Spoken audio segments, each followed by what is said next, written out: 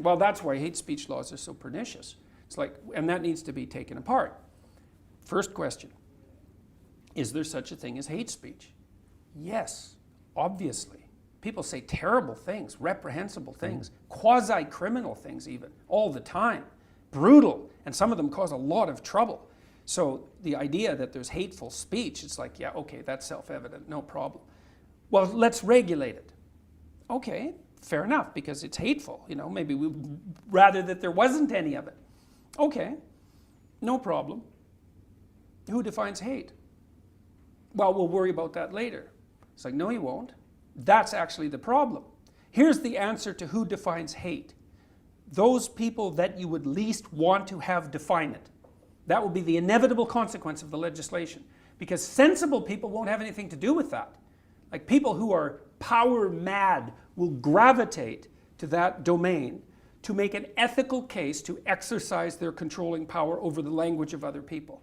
No, and I've had journalists say, well, what makes you think that your right to free speech trumps the right of someone to not be offended? And I think that's really the level of our political discourse. Okay, so we'll run a little thought experiment. So I'm talking to one person, I'm talking to you, and the rule is I don't get to offend you. Okay, maybe we can still have a discussion about something difficult. But let's say I'm talking to 10 people and about an important thing. Now I have to make sure that I don't say anything, despite the fact that this is an important and contentious issue, that I don't say anything that offends even one of those 10 people. Okay, maybe I can even manage that. What if I'm talking to 1,000 people? There's going to be someone in that 1,000 people, there's going to be someone who's offended at the mere fact that I exist. So it's an impossible standard. It's like, well, you can't say anything offensive. Okay, fine, then you can't say anything. Okay. So what? You don't get to say anything because no one should be offended. Well, then you don't get to think. Well, what happens if you don't think? Well, then you can't negotiate your way through the future and you fall into a pit, and so does everyone else. So that's where that all ends up.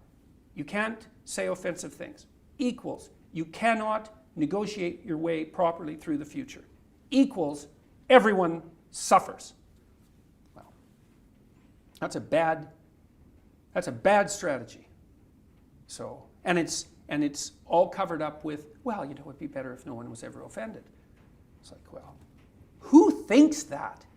You know how naive you have to be to think that? How you have to be pathologically naive, which is the kind of naive that you could have grown out of, but you willfully refused to because you weren't willing to see what was in front of your face. And then you impose that blind naivety on everyone else because you don't want to allow them to upset your rosy view of yourself and the world.